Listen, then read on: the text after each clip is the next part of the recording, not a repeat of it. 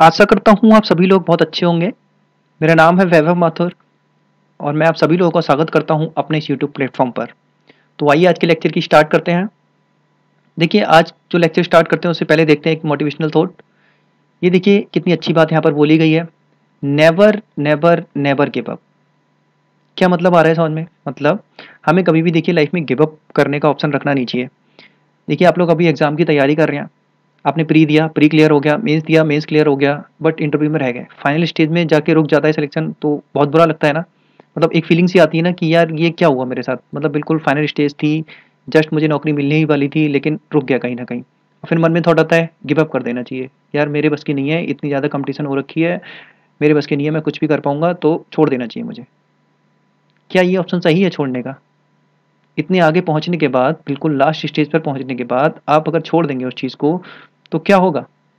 कोई और ऑप्शन है आपके पास लाइफ में? कोई ऑप्शन नहीं है ना। तो लाइफ में कभी भी गिव अप करने का ऑप्शन मत रखिए। मेहनत करते रहिए। दोबारा से देखिए कि तैयारी में क्या कमी रह गई थी, किन पॉइंट्स पे आपको वर्क करना है। अपनी कमियां देखिए, आपकी कमियां सिर्फ आप ही जान सकते हैं। और फिर उन पे वर्क करिए और दोबारा से वहाँ तक पहुँचिए और डेफिनेटली आपको सक्सेस मिलेगी। इस बार आपको डेफिनेटली सक्सेस मिलेगी अगर आप अपनी कमियों पर, अपनी खामियों पर कमी करके दोबारा से एग्जाम में बैठेंगे। ठीक है, तो कभी भी आपको गिव अप नहीं करना है। लाइफ में अच्छे से पढ़ते जाइए, मेहनत से पढ़ते जाइए, डेफिनेटली आपका एक ना एक दिन सिलेक्शन जरूर होगा। तो आइए स्टार्ट करते हैं आज का लेक्चर। देखिए, हमारे फैमिली मेंबर की ही एक डिमांड आ रही थी कि सर ये वाला टॉपिक पढ़ा दीजिए।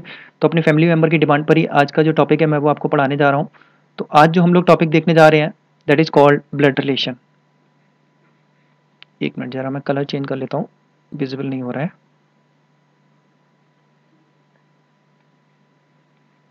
ब्लड रिलेशन, ठीक। अच्छा, अब इस टॉपिक को शुरू करने से पहले कुछ बेसिक्स टर्म्स हैं जो हमें पता होनी चाहिए। वो क्या होती हैं? जैसे कि फैमिली ट्री। फैमिली ट्री हमें पता होना चाहिए, ठीक। जनरेशन के बारे में पता होना चाहिए, जनरेशन गैप किस तरीके से देखते हैं, जनरेशन गैप, ठीक।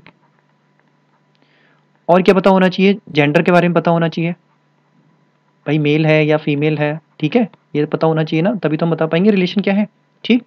अच्छा, देखिए वैसे तो रिलेशन आपको पता ही होते हैं, फादर मदर ब्रदर सिस्टर ये सब होती हैं। लेकिन जहाँ बच्चों को सबसे ज़्यादा कन्फ्यूजन आता है वो इन लॉज आ जाते हैं, तो कन्फ्यूजन हो जाता है।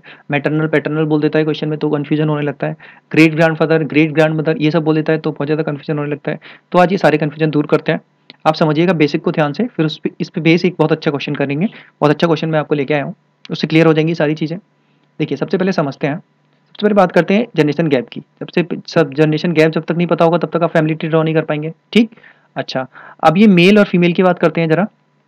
मेल को देखिए मैं बॉक्स से दिखाता हूँ और फीमेल को सर्कल बॉक्स से शो करता हूँ। मतलब एक तरीका होना चाहिए ना शो करने का, कैसे पता चलेगा कौन सा मेल है कौन सा फीमेल है। तो ये दिखाने का तरीका हो गया, मेल को मैं बॉक्स से दिखाऊंगा, फीमेल को सर्कल से दिखाऊंगा। आप चाहें तो मेल को प्लस से दिखा सकते हैं, माइनस से दिखा सकते हैं, it's totally upon two you, ठीक है। आपको जो भी अच्छा लगे, जैसे आपको कंफर्टेबल हो आप वैसे शो कर सकते हैं।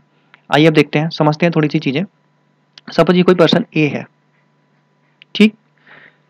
अच्छा, मैं क्या बता रहा था? Generation gap. हाँ, सबसे पहले आपको जनरेशन गैप समझ में आना चाहिए। ये पर्सन ए है, इसका कोई ब्रदर होगा, सिस्टर होगी, कोई कोई कजिन होंगे इसके, वाइफ होगी इसकी।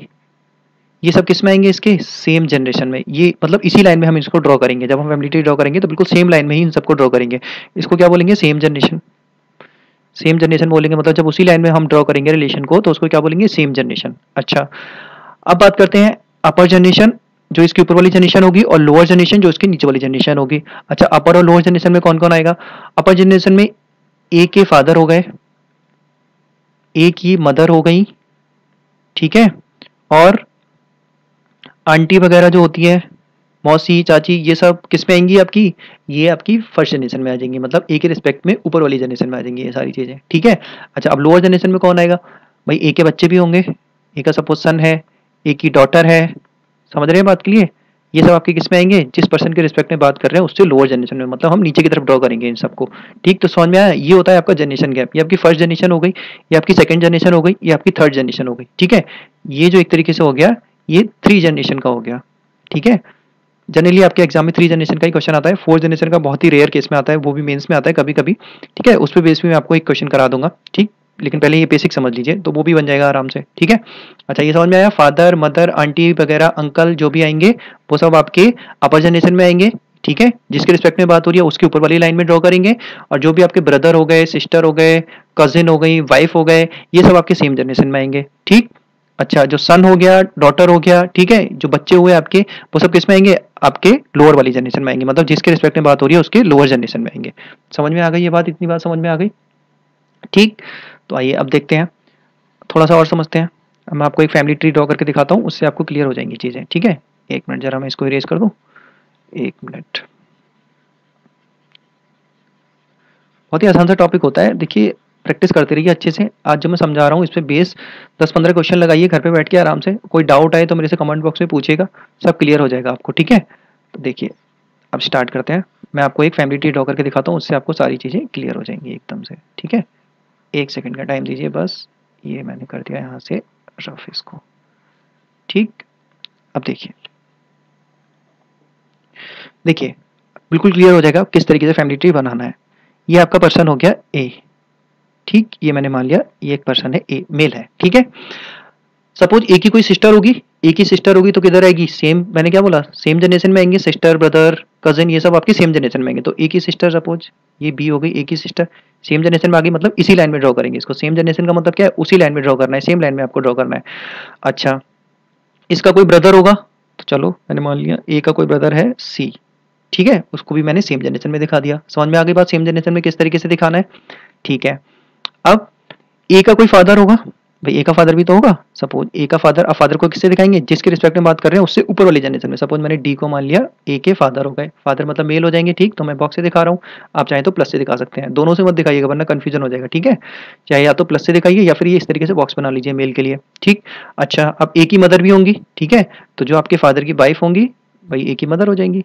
ठीक है, अच्छा, ये वाला जो सिंबल है वो मैं ये इस तरीके से, ये मैं कपल्स के लिए बनाता हूँ दिखाने के लिए, मतलब ये दोनों आपस में कपल है। ठीक है, मैरिड है। ठीक, अच्छा, आप जो चाहें, जैसे चाहें, आप चाहें तो इक्वल टू बना सकते हैं, जैसे आपको सही लगे उस तरीके से आप ये सिंबल बना सकते हैं। ठीक है, सपोज ये मैंने मान लिया ए की मदर हो गई, तो ये उसकी फर्स्ट जनरेशन में आएंगी, मतलब ए से ऊपर वाली जनरेशन में आएंगी ये सारी चीजें। ठीक है, अच्छा, अब देखते हैं, अब ए की वाइफ होगी कोई ना कोई, सपोज मैंने माना ए की शादी हो गई। ठीक है, तो ए की वाइफ आएगी, तो ए की वाइफ मैंने क्या बोला था, सेम जनरेशन में आएगी। ठीक, तो ये हो गई ए की वाइफ, सेम जनरेशन में आ गई। समझ गए बात के लिए? ठीक है, अच्छा, अब ए के बच्चे होंगे, भाई वाइफ हो गई तो बच्चे भी होंगे फिर, तो बच्चे जो आएंगे वो किस में आएंगे, ए के नीचे वाली जनरेशन में, लोअर वाली जनरेशन में। ठीक है, तो ए यहाँ पर इसके लोअर वाली जनरेशन कहाँ दिखाएंगे, नीचे की तरफ दिखाएंगे। तो ये हो गई ए के बच्चे हो गए यहाँ पर। ठीक है, ये चीज क्लियर हुई यहाँ से? ठीक, एक मिनट, ये ए के बच्चे हो गए। ठीक है, ये सन हो गया सपोज, ए की ये डॉटर हो गई। ठीक है, ये सब आपके किस में आएंगे, लोअर वाली जनरेशन में आएंगे। समझ गए, मतलब ए के रिस्पेक्ट में आपको बता रहा हूँ सारी चीजें। ए की सिस्टर, ए के ब्रदर, ए की वाइफ, ये आपके सेम जनरेशन में आए। ठीक है, सेम जनरेशन में आए, और ए के जो फादर हो गए, ए की जो मदर हो गई वो इसकी ऊपर वाली जनरेशन में हो गए, और ए के जो बच्चे हुए वो इसकी लोअर जनरेशन में आ गए। ठीक है, तो ये 3 जनरेशन का एक तरीके से ट्री बन रहा है। ठीक है, कितने जनरेशन का बन रहा है, ये 3 जनरेशन का ट्री बन रहा है आपका। ठीक है, 3 जनरेशन का ट्री आपका बन रहा है ये फैमिली ट्री। ठीक है, अच्छा, अब बात करते हैं, चलिए ये तो कॉमन से रिलेशन हो गए, मेरे ब्रदर है, सिस्टर है, फादर है, मदर है, वाइफ है, बच्चे हो गए। ठीक है, बेटी हो गई, ये सब तो कॉमन से हो गए, सबको पता होते हैं। अब थोड़ा सा कंफ्यूजन आता है, इन लॉज में बहुत ज्यादा कंफ्यूजन आता है बच्चों को कि सर ये इन लॉज किस तरीके से देखते हैं। देखिए, इन लॉज कुछ नहीं है, जब आपकी शादी हो जाती है, ठीक, जब आपकी शादी हो गई तो आपके, चाहे वो ब्राइड हो चाहे ग्रूम हो, अच्छा, ब्राइड के, अगर ब्राइड के रिस्पेक्ट में देखेंगे तो ग्रूम की साइड के जो भी रिलेशन होंगे, अच्छा, ब्राइड मतलब कौन, लड़की वाली, और ग्रूम मतलब लड़के वाले। ठीक है, तो मतलब अगर लड़की के रिस्पेक्ट में देखेंगे तो लड़के के जो भी रिलेशन होंगे वो लड़की के इन लॉज कहलाएंगे। ध्यान से सुनिएगा, लड़की के इन लॉज कौन होंगे, भाई इस लड़की की, भाई एफ की शादी हुई है ए से, तो ए के जो भी रिलेशन होंगे, ए के फादर, ए की मदर, ए की सिस्टर, ए के ब्रदर, ये सब इसके इन लॉज कहलाएंगे, ये सब एफ के इन लॉज कहलाएंगे। इसी तरीके से ये एफ है, भाई ए की वाइफ है एफ, भाई एफ के भी तो कोई फादर होंगे। ठीक है, एफ की भी तो कोई मदर होंगी। समझ रहे हैं ना बात के लिए? सपोज ये मैंने जी बोल दिया, ये एच बोल दिया। ठीक, तो एफ का कोई सिस्टर होगी, एफ की कोई सिस्टर होगी, एफ का कोई ब्रदर होगा। समझ रहे हैं बात के लिए? तो ये सब क्या कहलाएंगे, ये ए के इन लॉज कहलाएंगे। मतलब ए की शादी एफ से हुई है ना, तो ए के इन लॉज कौन कहलाएंगे, ये जैसे मैं बोलूं ए का फादर इन लॉ कौन है तो आप तुरंत बोल देंगे जी है।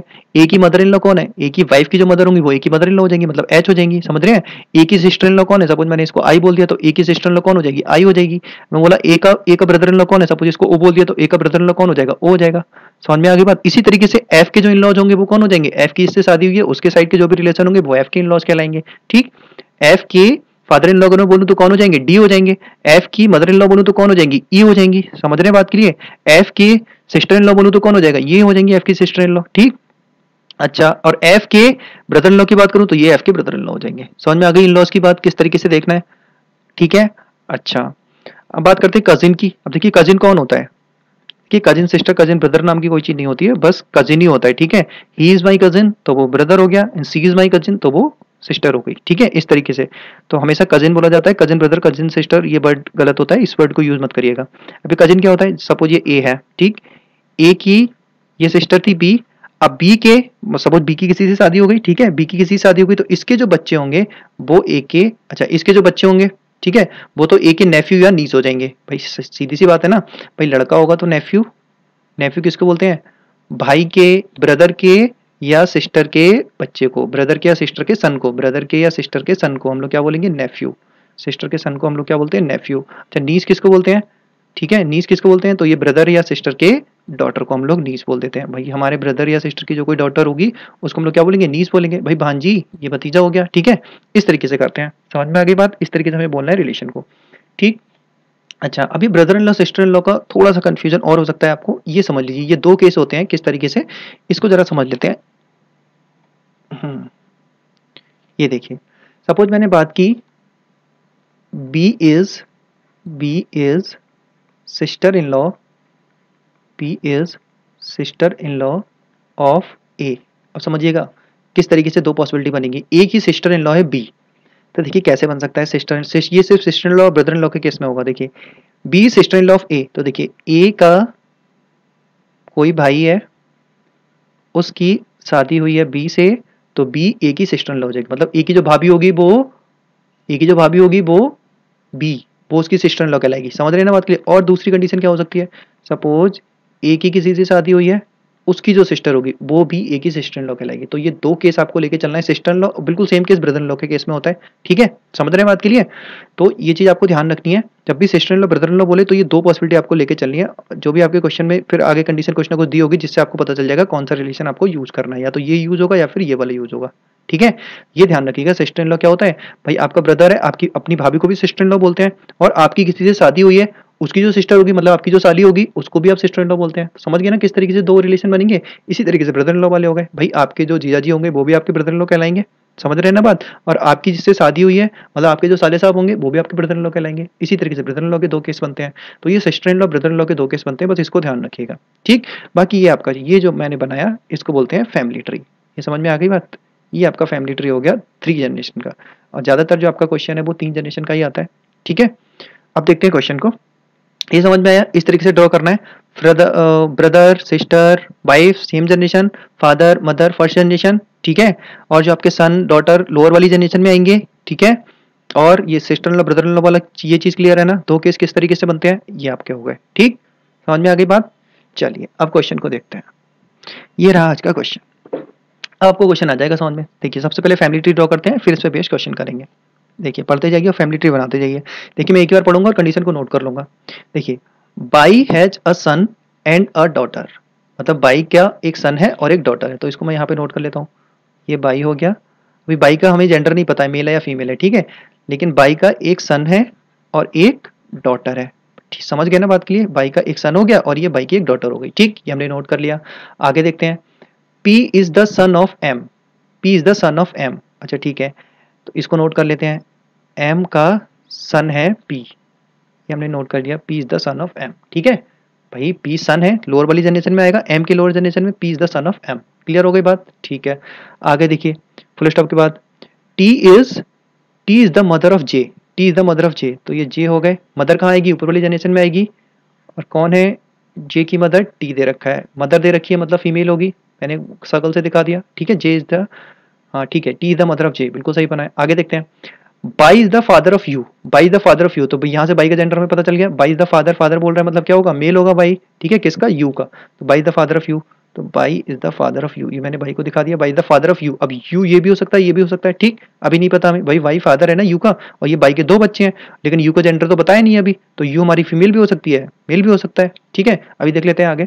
आगे देखिए क्या दिया है, you is the daughter of T, मतलब पता चल गया यू का जेंडर क्या है, डॉटर बोल दिया ना, मतलब क्या है यू, फीमेल है, ठीक है, तो मतलब डेफिनेटली यहाँ पे आ जाएगी। समझ गए बात क्लियर? किस तरीके से करते जाना है, यू हमारी हो गई। देखिए जो कंडीशन सेट हो रही थी वो मैं यहाँ पे लिखता गया और जो नहीं हो रही थी उनको मैं अलग से बना लिया, ठीक है। अच्छा, डॉटर ऑफ टी, ये हो गया यहाँ तक। You is the daughter of, you is the daughter of T, okay okay, you is the daughter, तो ये तो डॉटर हो गई, और किसकी डॉटर है, टी की डॉटर है। अब आप ये देखिए, you is the daughter of T, तो देखिए टी, देखिए बाई, ठीक है, बाई इसका फादर है और बाई की डॉटर भी यू है और टी की डॉटर भी यू है, तो डेफिनेटली बात है बाई और टी आपस में हस्बैंड वाइफ होंगे। आप समझ रहे हैं इस चीज के लिए? भाई देखिए, बाई की बेटी है यू और यू टी की भी बेटी है, मतलब बाई और टी आपस में क्या होंगे, इन दोनों की शादी हुई होगी, तभी तो दोनों के बच्चे होंगे ना, ये उन दोनों की तो बच्चा ये होगा यू, तो मतलब बाई की डेफिनेटली शादी किससे हुई है, टी से हुई है, क्योंकि ये लिखा है ना you is the daughter of T, you is the daughter of T, तो टी हमारा क्या हो जाएगा, टी इसकी वाइफ हो जाएगी। समझ गए बात के लिए? ये मेल है तो डेफिनेटली बात है ये वाइफ होगी, और टी की डॉटर भी यू हो गई और बाई की डॉटर भी यू हो गई। समझ के बात के लिए, by is the father of you वाली कंडीशन बोली थी ना, ये भी सेटिस्फाई हो गई और ये वाली भी सेटिस्फाई हो गई। समझ में आई ये चीज? ठीक, कोई भी पॉइंट कहीं समझ में नहीं आए आप मेरे को कमेंट बॉक्स में बताइए, मैं उसको क्लियर कर दूंगा वहां पर, ठीक है। आगे देखते हैं, Q is the son of D. अब Q is the son of D, Q is the son of D, यहाँ कहीं लिंक कर सकते हैं Q से, नहीं कर सकते, तो इसको यहाँ पे बना लीजिए, D का सन है Q, अभी D का सन है Q, तो Q का तो हमें पता है जेंडर मेल हो जाएगा, सन है ना। अच्छा, डी का, अभी डी का जेंडर हमें नहीं पता मेल है या फीमेल है, ठीक है, देख लेंगे आगे। आगे देखिए, T is the sister of D, T is the sister of D, okay, मतलब डी की सिस्टर है टी, तो ये हो गई डी की सिस्टर टी, हमने यहाँ पे बना लिया, डी की सिस्टर हो गई टी, भाई सिस्टर है सेम जनरेशन में आएगी, टी फीमेल है तो ये बना लिया, ठीक है। अच्छा आगे देखिए, sister of T, who is married to P. अब ये देखिए ध्यान से, जब भी आपका हु वर्ड यूज हो तो उसके जस्ट पहले जो लेटर लिखा होगा उसके लिए हु वर्ड यूज होता है, ये चीज ध्यान रखिएगा। ये नहीं कि आप इस टी के बारे में सोचने लगे हु इसके लिए, नहीं, हु जब भी यूज होगा तो उसके जस्ट पहले जो वर्ड लिखा होगा, जो भी लेटर होगा उसके बारे में बात हो रही होगी, ठीक है। तो ये क्या बोल रहा है, who is married to P, मतलब किसके बारे में बोल रहा है, हु से जस्ट पहले क्या लिखा है, डी लिखा है, मतलब D is married to P, मतलब डी की शादी किससे हुई है, पी से हुई है। समझ के बात के लिए, डी की शादी हुई है पी से, तो ये मैं दिखा देता हूँ, डी की शादी हुई है पी से।